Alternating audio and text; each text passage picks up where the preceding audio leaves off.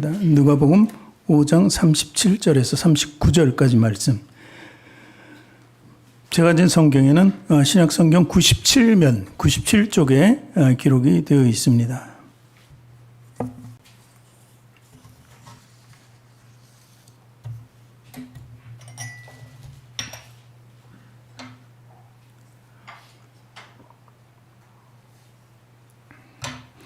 신약성경 97쪽에 기록되어 있는 누가복음 5장 37절에서 39절까지 말씀, 우리 찾으시면 같이 읽겠습니다. 새 포도주를 낡은 가죽 부대에 넣는 자가 없나니 만일 그렇게 하면 새 포도주가 부대를 터뜨려 포도주가 쏟아지고 부대도 못 쓰게 되리라. 새 포도주는 새 넣어야 할 것이니라. 묵은 포도주를 마시고 새 것을 원하는 자가 없나니 이는 묵은 것이 좋다 함이니라. 아멘. 두 손을 가슴에 얹고 저를 따라 고백하시기 바랍니다.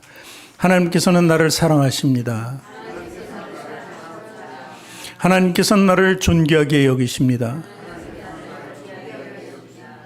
하나님께서는 나를 축복하십니다. 하나님께서는 내 문제를 해결해 주십니다.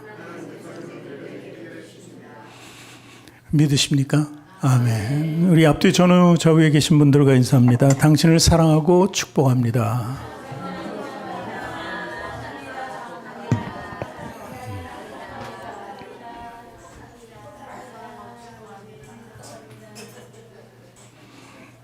여러분 한 분 한 분을 주님의 이름으로 사랑하고 축복합니다. 오늘날 교회가 그리고 교회 믿음의 성도들이 많이 믿음이 흔들리는 것을 볼 수 있습니다. 너무 세상과 가까워지고 세상은 점점 발전해 가고 있는데 사실 믿음의 교회는 발전보다는 보수적인 것을 계속 지향하고 있기 때문에 세상과 많이 구별됩니다. 그래서 세상은 날마다 새로워지기 때문에 새로운 것에 적응하려는 그런 사람들이 많기 때문에 믿음을 포기하고 새로운 것이라는 세상에 적응하는 사람들이 많이 있다는 것입니다. 어쩌면 우리가 교회에 예배 드리고 있어도 분명히 머리는 여기 와 있는데 몸은 밖에 있는 것 같은 그런 느낌을 받는 사람들이 있습니다. 그런가 하면 조금 더 나와서 좀 바꿔서 말하면 이렇게 얘기할 수 있죠. 몸은 분명히 교회에 있는데 마음은 어디에 있어요? 교회 밖에 있는 거예요. 이런 분들이 많이 있다는 겁니다. 순간순간적으로는 예배를 잘 드리고 있지만 또 순간순간적으로는 가지고 나온 문제들이 있거든요. 세상적인 문제 때문에 그냥 몸은 여기 있고 생각은 밖으로 자꾸 뛰쳐나가려고 하는 그런 느낌을 받을 때가 있다는 것입니다. 이것이 믿음의 문제예요. 고질적인 문제라는 거죠. 그런데 오늘 말씀은 이런 상태에 있는 그 믿음의 성도들을 향한 말씀입니다. 그래서 확실하게 어떻게 믿음 생활을 해줄 것인가를 조명해 주는 말씀이 바로 오늘의 말씀이라고 볼 수 있는 것입니다. 오늘 포도주의 비유를 이제 말씀을 하셨는데 예수님께서 사실 성경에 포도주가 많이 등장합니다. 노아 때 포도주가 등장하기 시작한 것이 신약 시대 때 복음서에서도 포도주가 많이 등장하고 있는 사실을 우리는 알고 있습니다. 그렇다면 이 포도주는 무엇을 의미하는 것인가? 이렇게 많이 등장하기 때문에 또 포도주는 과연 우리에게 무엇을 갖다 주는 것인가? 그리고 부대라는 표현이 오늘 나오는데 부대라는 것은 어떤 조건을 갖춰줘야 되는가? 포도주를 담아야 하는 부대의 조건에 대해서 또 오늘 말씀하고 있는 것입니다. 그래서 오늘 말씀을 통해서 우리는 포도주와 그 부대에 대해서 은혜를 나눌까 합니다. 첫 번째, 포도주는 무엇을 예시하는가 하는 것입니다. 무엇을 뜻하는 건가, 포도주는? 작게 이렇게 봅니다. 포도주는 기쁨의 소식입니다. 기쁨의 소식. 복음이라는 거죠. 복음이라는 게 기쁨의 소식이거든요. 그것은 예수님 말씀 그 자체가 바로 복음이고 우리에게는 기쁨의 소식이 되었다는 것입니다. 예수님께서 첫 번째 이적을 일으킨 것이 가나의 혼인잔치입니다. 가나에서 혼인잔치가 있었는데 대개 혼인잔치 당시에는 일주일 정도 합니다. 그러면 일주일 동안 계속 먹고 마시고 즐겁게 놀아야 되는데 그렇다면 먹을 것들이 많이 풍부해야 되죠. 특별히 그때 필요한 것은 포도주였습니다. 포도주를 일주일치를 미리 저장을 해놔야 돼요. 그러니까 이 포도주를 정말 잔치를 위해서 쓰려면은 어떻게 해요? 많은 것을 구해다가 많이 숙성시켜서 먹는 사람이 정말 맛있다, 맛있다. 아, 그 마셔도 좋다, 좋다. 이럴 정도의 양과 맛이 있어야 되는 것입니다. 그런데 그 포도주가 중간에 떨어졌습니다. 이게 난감한 거죠. 그랬을 때 잔치에 포도주가 빠지면 사실 안 되는 거거든요. 당신은. 그래서 이 포도주 때문에 걱정을 할 건데 예수님께서 첫 번째 이적을 일으킨 것이 바로 물로 포도주를 만드는 이적이었습니다. 아인을 시켜서 그 포도주가 있던 그 물동아리, 그 항아리마다 다 비워졌으니까 거기다 물을 채우라고 합니다. 그래서 물을 포도주로 만든 것이죠. 여태까지 그 잔치를 위해서 숙성시켜 놨던 거, 오랫동안 놔뒀던 것은 다 써버리고 이제 물을 갖다 놓고 물을 포도주로 변하게 하셨습니다. 그리고 하인들을 시켜서 그 손님들에게 나눠주게 했습니다. 손님들은 다 또 마시는 거죠. 이미 마셨던 것을 마셨는데도 불구하고 또 마시게 되는 거죠. 그렇다면 우리가 상식적으로 생각하면 오래된 숙성된 것, 포도주는 와인은 특별히 또 오래된 것이 더 비싸고 가치 있고 맛있다고 합니다. 그런데 그러면 금방 포도주를 물로 포도주를 변화시켰으면 이건 숙성은 안 된 거잖아요. 어떻게 보면. 예. 그런데 그 맛의 비교를 먹은 사람들이 하고 있어요. 그것이 바로 요한복음 2장 10절에 이렇게 기록되어 있습니다. 같이 읽어볼게요. 말하되 사람마다 먼저 좋은 포도주를 내고 취한 후에 낮은 것을 내거늘 그대는 지금까지 좋은 포도주를 두었도다 하니라. 그들이 그러죠. 포도주가 떨어져서 예수님 만든 것은 모릅니다. 그러나 포도주를 내오다가 보니까 점점 더 맛이 좋아지는 거예요. 그러니까 그전 것과 비교해서 맛이 좋으니까 이렇게 얘기하는 겁니다. 왜 지금까지 좋은 포도주를 두었다가 지금 주느냐 이렇게 하면서 이 포도주를 극찬한 겁니다. 예수님이 포도주인 것이죠. 처음보다 훨씬 낫다고 얘기하는 것이죠. 그런데 그 맛있는 포도주를 참석한 사람들이 모두 나눠줬습니다. 사실 부족했습니다. 그런데 부족한 것을 예수님께서는 채워주시고 그리고 그들에게 아주 더 큰 만족을 줬다는 것입니다. 이것이 예수님께서 하신 일의 목적입니다. 부족한 것을 채워주고 더 좋은 것으로 채워준다는 사실입니다. 이것이 바로 예수님의 능력인 것을 믿으시기 바랍니다. 잔치의 사람들은 잘 깨닫지 못했어요. 사실 누구도 그때는 깨닫지 못했어요. 예수님이 어떤 분인가를 깨닫죠. 첫 번째 이적이셨기 때문에 아무도 깨닫지는 못했지만 우리는 그 말씀을 통해서 예수님께서 놀라운 이적을 일으키셨구나. 이것이 복음의 시작이었구나. 복음의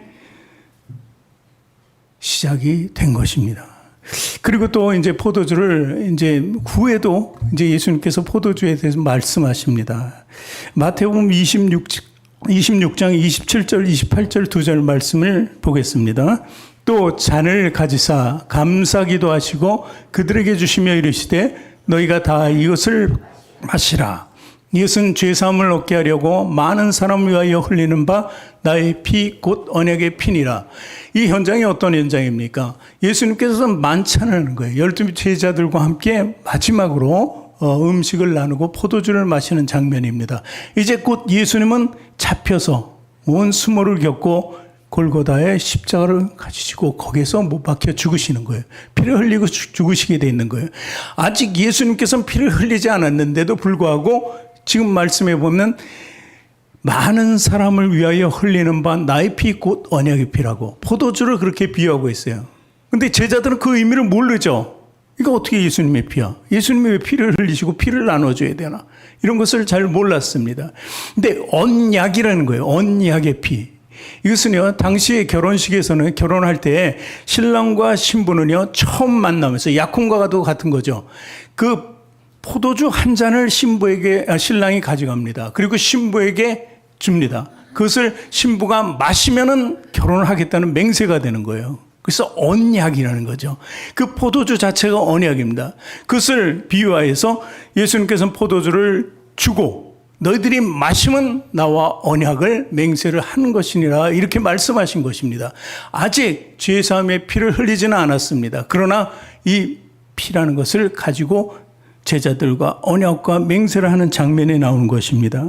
그래서 보면은 이 포도주의 비유는 바로 죄사함과 그리고 구원의 능력이 있다는 것입니다. 그것을 제자들에게 말씀하시는 거죠. 우리가 성만찬을 하지 않습니까? 성만찬의 의미가 바로 그것입니다. 예수님께서 흘리신 피를 대하고 그 육을 대하는 것이 바로 성만찬이라는 것입니다. 그것은 내가 예수님 안에, 그리고 예수님이 흘린 피와 육을 주셨으면, 우리가 먹었으면, 지금 제자들이 성만찬에서 먹고 마셨듯이, 그러면 예수님이 제자들 안에 들어오는 거예요. 그것을 언약 맹세한 것이죠. 마찬가지로 우리가 성만찬을 됐을 때 그 두 가지를 우리가 먹으면 바로 예수님이 내 안에 들어와 있다는 거예요. 어쩌면 예수님이 내 안에, 내가 내 안에, 예수님 안에, 이런 결과를 나타내는 것입니다. 그래서 그 후에 그러면 과연 그렇게 됐을 때 어떤 현상이 일어나느냐. 요한복음 15장 7절 말씀을 한번 읽어보겠습니다. 너희가 내 안에 거하고 내 말이 너희 안에 거하면 무엇이든지 원하는 대로 구하라. 그리하면 이루리라. 이게 바로 포도주의 능력이에요. 예수님의 피의 능력이라는 거예요. 내 말이 너희 안에 거하면 하는데, 이 말씀 자체가 복음이고, 복음을 위해서 예수님은 피 흘림을 하신 것입니다. 그래서 피 흘림, 그 포도주는 바로 능력의 포도주라는 것입니다. 그리고 바로 15장 5절 말씀 보면, 나는 포도나무여 너희는 가지라. 그가 내 안에, 내가 그 안에 거하면 사람이 열매를 많이 맺나니 나를 떠나서는 너희가 아무것도 할 수 없음이라. 예수님의 능력이 있을 때는 열매를 맺을 수 있지만, 예수님의 능력이 없으면, 그러면 같이 함께 할 수 없으면 아무것도 할 수 없다고 이렇게 말씀하시는 것입니다. 이 포도나무에서 중요한 것은 포도주 아닙니까?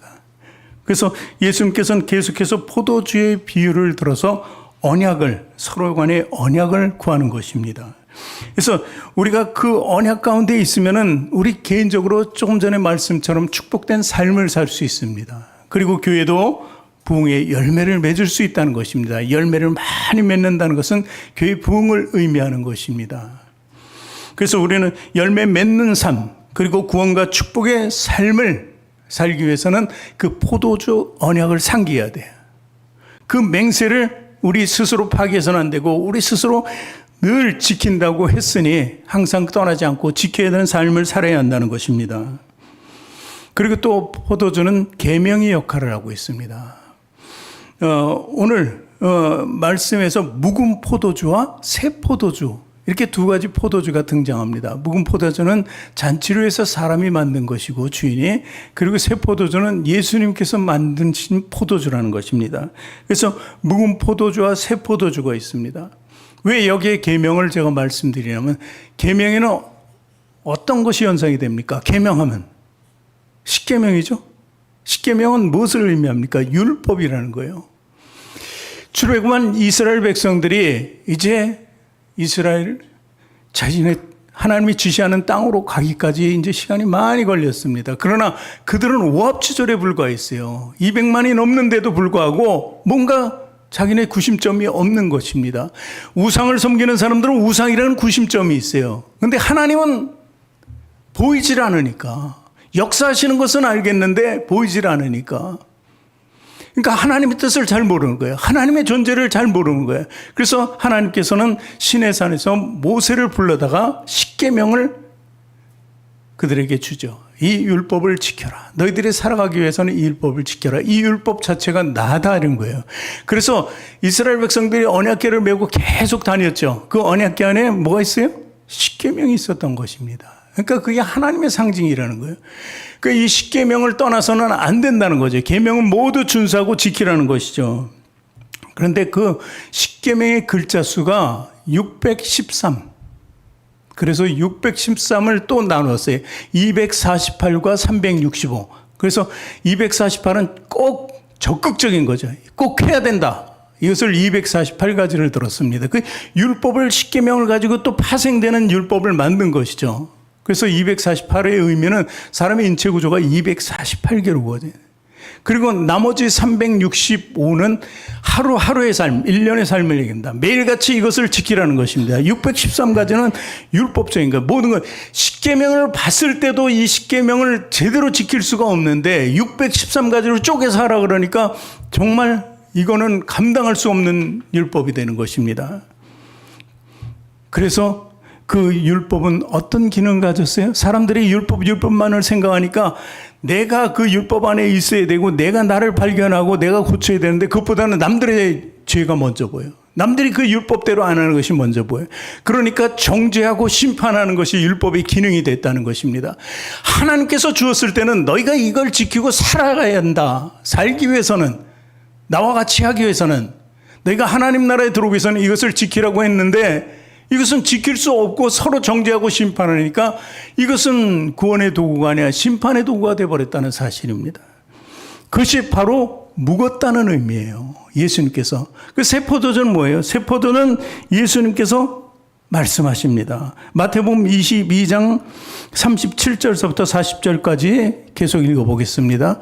예수께서 이르시되 내 마음을 다하고 목숨을 다하고 뜻을 다하여 주 너희 하나님을 사랑하셨으니 이것이 크고 첫째 되는 계명이요 둘째도 그와 같으니 내 이웃을 내 자신같이 사랑하라 하셨으니 이 두 계명이 온 율법과 선지자의 강령이라.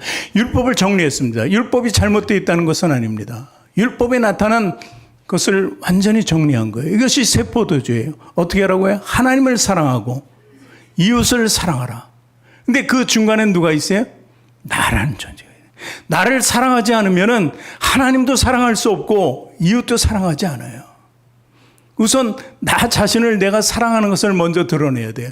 우리 삶에서 정말 나만큼 소중한 게 어디 있어요? 누구든지 자기 개인적으로 자기만큼 사랑하는 사람은 없어요. 근데 그 사랑을 가지고 하나님도 사랑해야 돼요. 그리고 이웃도 사랑해야 돼요. 나를 사랑한 것만큼 사랑하는 거예요. 그래서 두 가지 계명은 바로 그 계명이에요. 하나님을 사랑하고 이웃을 사랑하라. 모든 율법이 가르치는 것이 무엇이냐? 사랑하라는 것입니다. 그것이 하나님의 본질이고, 그렇기 때문에 이 사랑하라는 계명으로 만들어 주신 거예요. 그러니까 그전 율법을 잘못됐다는 건 율법을 온전히 세워서 사랑의 계명으로 만들어 주신 것입니다. 사실 우리들이 자신을 얼마나 사랑하는지 너무도 잘 보여요. 요즘 정말 보면은 정말 이쁘지 않은 사람이 없어요. 그 젊은 세대들 보면 다들 왜 이렇게 이뻐요? 참, 어머니 아버지한테 받은 것은 별로였는데 나중에 AS를 다 받잖아요. 그렇죠? 그러니까 안 예쁜 사람이 없어요. 눈을 딱 보면은 정말 자연스럽게 했는지, 이게 원래 태어날 때 그랬는지, 만들었는지, 코도 그렇고, 얼굴형도 그렇고, 옷맵시도 그렇고, 전부 다 만들어가고 있는 그런 세상입니다. 그만큼 자기 자신을 사랑한다는 거예요. 그만큼 그 사랑하는 사랑을 가지고 이웃에 나가서 사랑을 전하고, 그리고 누구예요? 하나님을 사랑하라는 것입니다. 자기 자신이 목숨이 제대로 돼 있지 않으면 다른 사람 목숨과도 관계가 없습니다. 나를 사랑하라는 것은 어떤 의미예요? 포도주 안에 있으라는 거예요. 포도주 안에. 나를 사랑하면 내 육신을 위해서 사는 것이 아니라 내 영적인 삶, 영원한 그 나라 갈 때까지 그 삶을 지키고 살려는 거예요. 그게 중요하지 않냐는 거예요. 천하보다 귀한 것이 나의 생명인데 그 생명은 영생을 가진 생명이라는 거예요. 그냥 육신으로 살다가 죽어갈 것 때문에 천하보다 내가 귀한 것이 아니에요. 천하보다 귀하다는 의미는 영원한 영생의 생명이라는 것입니다. 그렇기 때문에 우리는요, 중요한 것을 놓쳐서는 안 돼요. 육적인 삶이 아니라 영원히 사랑하는 삶이 나에게 가장 필요한 것이다. 그래서 늘 영혼을 튼튼하게 만들어가야 한다는 것입니다. 그래서 성령님은 우리를 튼튼하게 만들어 주기를 원해요. 그래서 성령님 계신 것입니다. 구원의 길은 예수님이 피를 흘려서 내주셨지만 그 다음에 우리의 삶은 누가 책임져줘요? 성령님 우리 함께 동행하면서 책임져 주신다는 것입니다. 여러분, 포도주는 뭐라고요? 새 계명이라는 것입니다. 새 계명. 기쁘고 복된 소식을 이 땅에 오셔서 전해주신 거예요. 그래서 우리 안에 주님께서 온전히 하나님 나라를 세워주시기를 원했던 거예요. 그래서 우리는 진정한 포도주의 의미를 깨달아야 됩니다. 그리고 믿음으로 받아들여야 돼요. 꼭 받아들여야 돼요. 그렇다면 이제 포도주는 그럼 부대의 의미에 대해서 이제 말씀을 나누겠습니다. 그 당시의 부대는요, 흔한 것이 염소 가죽으로 만들었습니다. 염소를 아주 제대로 절개하면은 구멍만 빼고 다 온전해져요. 구멍은 몇 개예요? 5개입니다. 다리, 앞다리, 뒷다리 4군데. 그 다음에 목구멍이 아주 5개가 나옵니다. 그러면 내 다리 있는 쪽은 끈으로 묶어버려요. 새지 않게. 그리고 목구멍만 입구로 사용하는 것입니다. 이것이 그때의 부대입니다. 그런데 그 부대는 뭘로 만들어졌다고요? 염소의 가죽입니다. 그래서 포도주는 이게 발효가 되잖아요. 포도가 넣으면 발효가 돼요. 발효가 될수록 그 부대는 점점 더 늘어나고 나중엔 터지게 돼 있어요.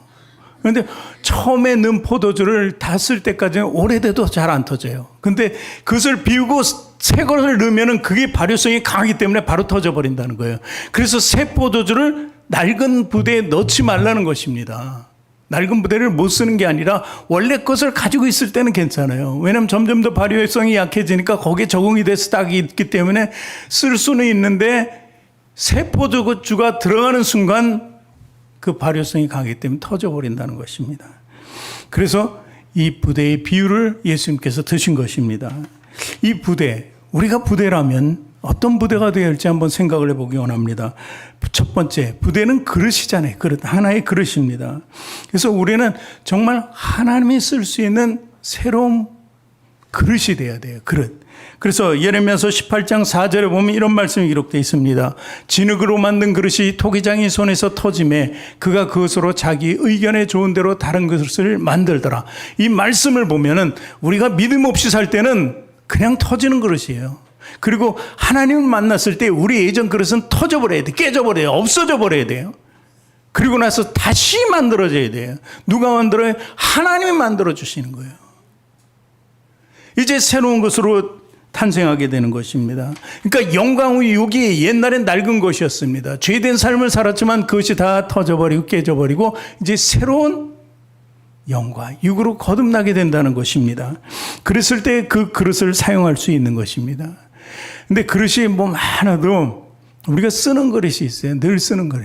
그러니까 그릇이도 하나님의 그릇이 되려면 하나님께서 쓰는 그릇이, 쓰임새가 있는 그릇이 되어야 한다는 사실입니다. 근데 그릇의 역할이 없고 별로 이제는 소용없다고 생각될 때면 그때는 버려지게 되는 거예요. 깨트려 버려요. 그냥 버리기보다는 깨져버린다는 것입니다.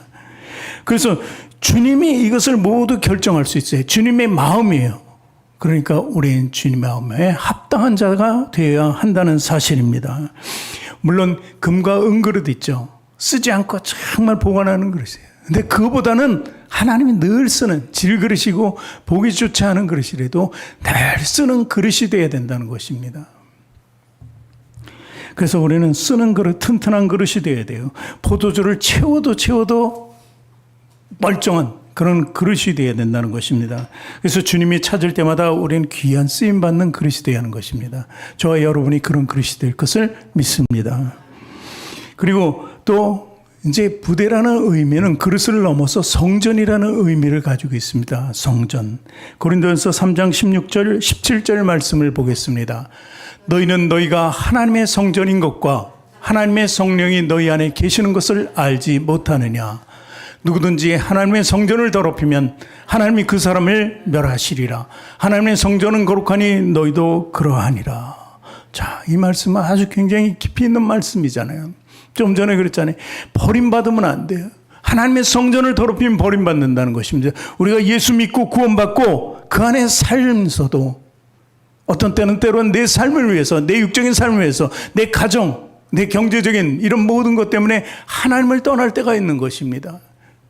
그러면은 그것은 성전은 더러워질 수밖에 없는 거예요. 그렇기 때문에 그 하나님이 아닌 그 누구와도 타협해서는 안 됩니다. 사단과 마귀와 아니의 사람과 육신과 절대 타협하지 말아야 돼요. 타협할 때는 바로 더럽혀지는 거예요. 그러면 더럽혀지면 어떻게 한다고? 그 사람을 멸하신다고 했어요. 그래서 우리는 주님께서 우리를 성전 만드시길 원해요. 이 안에 성령님과 함께 하기를 원해요. 예수님도 동행하기를 원해요. 하나님 늘 보시고 같이 하시기를 원하는 것입니다. 하나님이 우리를 안고 업고 가실 때는 우리가 하나님의 성전이 되었을 때 가능합니다. 그러나 우리가 더럽혀지면 하나님께서 내치신다는 사실을 믿으시기 바랍니다. 다시 말해서 예전에 언약궤 십계명이 들어가 있던 것, 그리고 지성소 안에 있던 그 모든 것들이 바로 예전 거예요. 지나간 거예요. 묵은 포도주라는 것입니다. 지금 뭐 영화 같은 데 보면 뭐 성전에 대해서 법계에 대해서 뭐 영화도 나오고 그랬는데 지금도 뭐 찾으러 다닌다고 그랬는데 그건 없어요. 사실적으로 없다는 것입니다. 지금 현재. 그래서 그 유형의 형태를 가진 그것을 찾을 것이 아니라 무형이지만 내가 그 성전이 돼야 돼요. 내 안에 언약궤를 모셔야 된다는 사실입니다. 그래서 하나님께 합당하게 쓰임받는 자가 되었을 때는 바로 우리가 깨끗한 성전이 된다는 것입니다. 근데 성전이 된다는 것이 참으로 어렵죠. 예전의 삶을 보고 그리고 지금 현재의 삶을 살면 너무 힘든 부분이 많아요. 유혹과 거짓과 술수와 여러 가지 많이 나를 싸우고 그리고 나를 힘들게 하는 부분이 너무 많다는 것입니다. 그러나 그때도 우리는 지킬 수 있어야 돼. 예전엔 지키지 않고 그와 함께 살았지만 지금은 아니죠. 왜냐하면 새 포도주를 마시고 예수님과 언약을 했기 때문에 이제는 그 삶을 결별해야 한다는 사실입니다.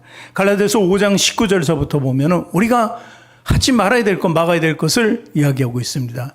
육체의 일은 분명하니 곧 음행과 더러운 것과 호색과 우상 숭배와 주술과 원수 맺는 것과 분쟁과 시기와 분냄과 당짓는과 분열함과 이단과 투기와 술 취함과 방탕함과 또 그와 같은 것들이라. 전에 너희에게 경계한 것 같이 경계하노니 이런 일을 하는 자들은 하나님의 나라를 유업으로 받지 못할 것이요. 이런 삶을 전에 살았다면 다 청산을 한 것이고 다시 그 길로 가서는 안 된다고 성경은 이렇게 기록하면서 우리에게 경계를 하라고 말씀하시는 것입니다. 또 우리가 회개하고 이렇게 살잖아요. 믿음 생활하잖아요. 근데 믿음 생활하면서 보면은 주변에 같이 믿음 생활하는 사람이 힘들게 할 때가 있어요. 어떤 때예요? 나도 그렇지만 그 사람도 그럴 때가 있어요. 바뀌었다고 변화되었다고 분명히 보는데 보면은 행동의 변화가 없는 사람들이 있어요. 근본적인 변화가 없어요. 교회 안에서는 정말 거룩한데 나가면 똑같아지는 사람들. 그게 문제라는 것입니다. 그러니까 일시적인 변화예요, 그게. 정말 은혜 받았을 때 강하게 은혜 받은 것 같은데 또 다시 돌아가는 사람들은 많아요. 그것이 일시적인 변화예요. 옛 상태로 다시 돌아간다는 것입니다. 그리고 우리가 변화를 받았는데도 불구하고 마음속 한구석에 좀 문제가 있는 것 같다고 생각되는 사람들, 그것은 아직도 뽑아내지 못한 것이라는 것입니다. 이런 점을 유의해야 돼요. 그래서 이런 것을 다 스스로 판단할 수 있는 것입니다. 그것이 바로 믿음 생활이고 말씀 생활이라는 것입니다. 믿음으로는 안 되니까 말씀이 있어야 돼요. 말씀이 없으면은 말씀으로 다 물리칠 수 있는데 말씀이 없으면 물리칠 수 있는 방법을 모르는 거예요. 그래서 말씀을 우리는 생활해야 한다는 것입니다. 과거의 구습이 조금이라도 나왔으면은 아주 작은 구멍이 있으면 구멍을 통해서 빠져나가게 해요. 그 구멍은 더 커지죠. 그리고 일시에 빠져나가게 된다는 사실을 믿으시기 바랍니다. 그러나 하나님의 말씀은 정말 강합니다. 주님 말씀은 파괴력이 있기 때문에 낡은 부대를 가지고서는 그 말씀을 가둘 수가 없어요. 그러니까 우리 낡은 부대, 낡은 생각, 낡은 모든 것을 버리고 새로운 것으로 만들어야지만 주님의 말씀을 그대로 받아들일 수 있어요. 왜요? 주님 말씀은 어떤 말씀이에요? 히브리서 4장 12절 말씀, 그 말씀이 어떤 말씀인지 보겠습니다. 하나님 말씀은 살아있고 활력이 있어 좌우의 날선 어떤 검보다도 예리하여 혼과 영과 및 관절과 골수를 찔러 쪼개기까지 하며 또 마음의 생각과 뜻을 판단하느니. 얼마나 강력합니다. 그런데 예전의 부대를 가지고 저를 잡아본다고요? 그 말씀 절대 안 됩니다. 터지게 돼 있고 찢어지게 돼 있습니다. 그러나 새로운 부대는 누가 만들어준 것입니까? 예수님께서 만들어주면서는 아주 견고합니다. 터질 일이 없습니다. 우리가 풀러서 내보내지 않는 한 절대 그 안에서 터지지 않는다는 사실을 믿으시기 바랍니다. 그래서 우리는요, 그 튼튼한 부대를 사용해서 말씀이 들어오잖아요. 그럼 말씀을 숙성시키는 거예요. 말씀을 발효시키는 거예요. 예수님께서 주신 그 말씀을 안에 넣는 거예요. 구약과 신약에 있는 말씀들을 다 넣고 우리 안에서 발효시키는 거예요. 발효시킨다는 건 뭐예요? 어쩜 소화시킨다는 거예요. 그 말씀이 내 안에서 녹고 소화가 될 때 말씀대로 살아갈 수가 있는 겁니다. 그것이 바로 말씀의 생활하고 말씀으로 승리하고 믿음 생활을 온전케 한다는 것을 믿어야 한다는 것입니다. 새 포도주가 새 부대에 담긴다는 뜻은 죄인된 자를 용서해 준다는 뜻입니다. 그리고 또 가난한 자들도 부욕해 해 주신다는 것입니다. 새 포도주의 새 부대, 이것이 제대로 조화가 된다면 병든 자도 건강해진다는 거예요. 눈먼 자들을 보게 하고 포로된 자를 자유케 하는 이런 능력이 바로 새 포도주와 새 부대에 있음을 믿으시기 바랍니다. 본문의 마지막 절에 5장 39절, 묵은 포도주를 마시고 새 것을 원하는 자가 없나니 이는 묵은 것이 좋다 합니다. 이 참 말씀이 아이러니하잖아요. 묵은 것이 좋다 그러네, 성경은. 이것은 아니에요. 이것은 어떤 얘기냐면 그 당시 예수님을 괴롭히고 힘들게 했던 바리새인들의 얘기예요. 묵은 것이 좋다. 율법이 맞다, 율법이. 예수님은 오히려 이단이다. 무슨 예수가? 그 말씀이 하시는 말씀이 다 맞는데도 불구하고 그들은 율법주의자잖아요. 그들은 어디든 나가면 사람만 보면 정죄하고 판단하는 사람들이 다 공회의 제사장이고 바리새인과 서기관이었다는 것입니다. 그러니까 그들은 묵은 것이 좋다 하는 거예요, 계속해서. 그러니까 새 것을 원하지 않고 묵은 포도주만 원하는 거예요. 그런 삶을 살아가서는 안 된다는 것을 예수님께서 얘기하는 것입니다. 우리는 우리의 지식과 사고를 다 버릴 수 있어야 돼요. 예수님은 어떤 분이신가 잘 기억해야 돼요. 그것이 바로 우리가 나갈 수 있는 방향을 잡아준다는 것입니다. 그래서 새 포도주와 새 부대의 절묘한 만남을 우리 안에 형성하는 것입니다. 그것이 바로 믿음으로 성공적인 삶을 사는 것입니다. 우린 육적인 삶을 살 수밖에 없어요. 그러나 육적인 삶을 살더라도 하나님이 주신 놀라운 은혜, 그 새 포도주와 새 부대의 그 놀라운 절묘한 조화를 가지고 살아가야 한다는 것입니다. 그랬을 때 나는 없고 내 안에 주님만 나타난다는 사실입니다. 그것이 우리가 걸어갈 수 있는 축복의 길이고 최선의 길이고 최대의 길이고 하나님이 원하시는 하나님의 뜻대로 살아가는 길인 것을 믿으시기 바랍니다. 기도하겠습니다. 하나님 참으로 감사합니다. 주님께서 우리에게 새 포도주의 언약을 주셨습니다. 그리고 우리를 만드셔서 다시 한번 새로운 그릇으로 새 포도주를 담을 수 있는 새 부대로 만들어 주셨습니다. 이것을 우리가 잊지 않고 살아